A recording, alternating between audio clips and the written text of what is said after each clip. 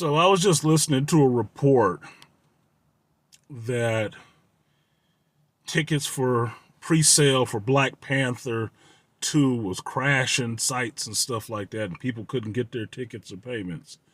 And I thought it was bullshit. So what I did is I went ahead and went to pre-sale my tickets for Black Panther 2.